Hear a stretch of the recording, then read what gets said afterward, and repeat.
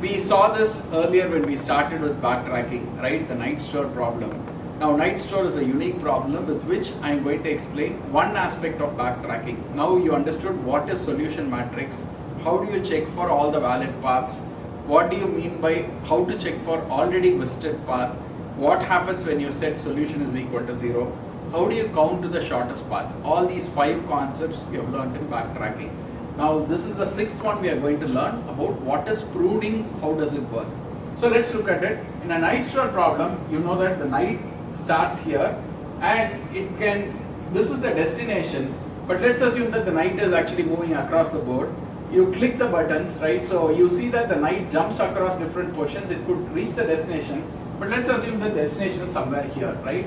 Let's keep forward, just keep forwarding. Just forward. So you see that the knight jumps across the board. The number of paths that it has, right, is like so many paths are there for the knight to jump around the board, right? Just back a bit. So there are so many paths available for the knight to jump around the board, and if at all I had a destination here, you can imagine the number of jumps it will be making. Each one of these is a recursion call, right? The number of recursion calls overall that will be there for this is humongous. So what will happen is backtracking can easily exhaust the matrix. That means even if you have checked to see, you are not visiting an existing position, right? You are visiting always a new position. For each and every jump, you are jumping to a new position, and the number of positions available for a knight to jump is so huge that even if you add the condition that I will not visit a previously visited position, this will crash. The stack will crash. Night store, you will not be able to find the solution. You give a starting point, you give a, let's give you are giving here as the start, here as the end. You will see that the program will crash. Now, how do we solve it, right? How do I come out of this particular thing, right? That's where pruning comes in. Let's move and see what is pruning. So pruning is in backtracking is a technique of stopping the exploration path as soon as we know it does not lead to a valid solution. That means, what does it mean? I am starting in a position. Let's assume that I am going from here to Himalayas, and then I have started from Coimbatore and I am moving ahead. Let's assume I am going down south and then I have reached the tip of Kanyakumari, right? So that means I cannot go anywhere forward from there, and I know that moving in that direction, in either direction to Sri Lanka, will not take me to Himalayas, right? There is no point proceeding in that direction, so I will stop. This is called pruning, right? Now, in our coming back to our night store problem, what is pruning, right? Let's assume I am jumping from one position to other, and in 2 moves I have a solution that I already have found. Now, still backtracking is continuing because it wants to find the shortest path. It is trying to see if there is a path that is smaller than that. So what will happen is that it will take another path which might jump 64, 65, 66 moves, right? And there is no point jumping beyond 2 moves because you know that there is already a solution that is available with 2 moves. Why do you want to jump with 3 and 4, 5 moves, right?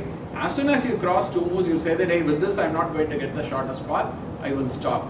This is called pruning. So pruning is nothing but if you know that the path that you are proceeding is not going to give an optimized solution, then don't follow that path. If the path is going to give you an invalid solution, don't go through that path, right? That's all it is. And how you do it, that's what we'll see in the code. It's a very, very simple if condition that you'll have to add pruning to any particular question, and it will give you the answer, right? And we will see how it is being done actually in the code itself. So let's check the night store code. I've used the same code as earlier. There are only some minor changes I've made. Y, destination X, destination Y have introduced. Start X and start Y is the position where the knight is initially starting with. Destination X, destination Y is the goal where the knight has to reach, right? And we are trying to find the shortest path between them. Otherwise, in the main code, the only change I have made is instead of getting the maze details from the user, I have set it to 0 because in the night store program, it doesn't matter. Now, if you look at it, I've retained the name as maze. Ideally, it should be board. Just to show the similarity in the code, I called it as maze, but this has nothing to do with maze. It is a chessboard that we are talking about. Otherwise, rest of the code remains the same. We are calling the find solution with start X and start Y, which will actually start with the initial position and it will run through the maze, right? Now, coming into the find solution, we are first checking for the goal as usual. This is the standard template that we have. We are checking for the goal. Have we reached the destination X and destination Y? If so, we mark the solution as 1 and we kind of move into that path and we save that solution if it is the minimum count. Right, that's the first thing, and we are returning false here even though we have found the solution, is because we want to find alternate solutions as well. So that's the first thing. Second is we are checking for invalid position, that is if the knight's move has gone outside of the board. Then we are checking avoiding infinite recursion. We have seen this in the maze as well.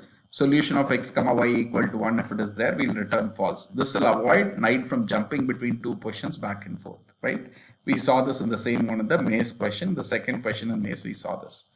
After that, instead of the 4 recursive calls, we have the 8 recursive calls, because a knight can move 8 position from any position, right? So it can jump to 8 different positions. So that's what we are checking here. 8 explicit knight moves to see what are all the valid positions. So it will make the jump. If it is an invalid move, it will backtrack. So it is trying all the combinations. And finally, we move the position, assuming that there is no solution available on this path. We make solution of x comma y is 0. If you look at it, the code is very similar to the earlier code that we saw, right? But the question is actually completely different. There we were solving for maze, trying to find a path. Here again we are finding a path, but it is on a chessboard for a knight. It's a completely different question, but if you look at it, the backtracking template remains the same. We'll continue to see this in future questions as well. Now if I run it, I said there will be a problem if I run it, because when we initially started it, we said the knight's tour on the chessboard, there are so many jumps the knight can move, right? Even without going to the same position, it can make so many moves. So here if you run it, you will see that stack overflow problem that I showed you now. So because now it's taking a little longer time, because there are so many moves possible for a knight to make. So the backtracking is trying all possible changes possible, and then it will give you the stack overflow error. Yeah, you'll see the runtime exceeded error, and you will see a stack overflow error or killed error, right? So this is what you see. Now this is where pruning comes into play, right? So what is pruning? Let's check that, and we will make that appropriate change in the code, right?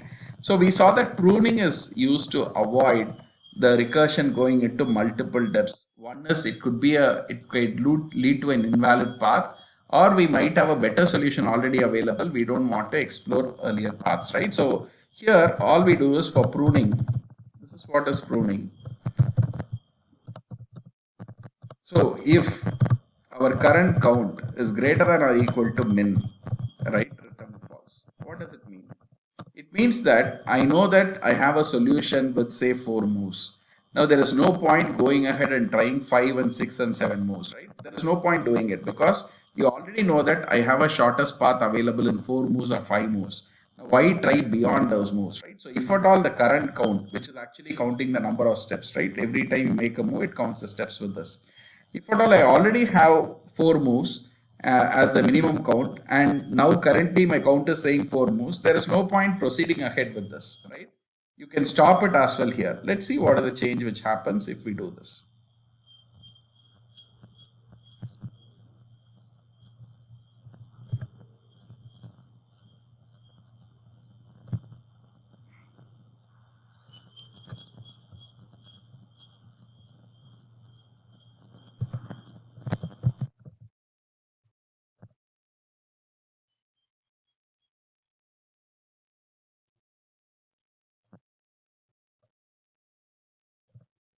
If you look at it, it is saying there are 2 steps available. From the starting point, there is 1 jump and second jump. It reaches the destination point, right? And it is showing you the path from here to here, how it proceeded, right? If you want to have a better clarity, you can even have 1, 2, and you can increment the count in every step. And you can even store the count, right? If you want, instead of the solution, you can store the count as well. That's also fine. But you get the point. This is how it works. This is the night store solution. The new concept that we learned here is pruning, right? There's a new concept. Pruning basically means if there's a path which will lead to an invalid state, we know we don't have to proceed down that path. Or if we know that already we have an optimized solution, there is no point going beyond that in the current path. Both of these actually would lead to inefficient results, and unnecessarily you'll be running into backtracking calls. To prevent that, we do the pruning. So let's recheck this, right? This is what we started with, saying that these are the different aspects of backtracking that we are going to check. Now first one is we have to check for the goal. Second is we check if the position is a valid position on the board or is it invalid. Third, Have we already busted that cell? That means I cannot go to that same cell again and again. We saw this in the rat in the maze, moving in the 4 directions, that it was going back and forth, it crashes. Fourth one is pruning required, that's what we saw now. Fifth is these things you already seen, if the solution is there, 1, or if it is a path of a valid path, you set it to 1. With that path you don't get to a destination, you set it to 0, right? This is the template that we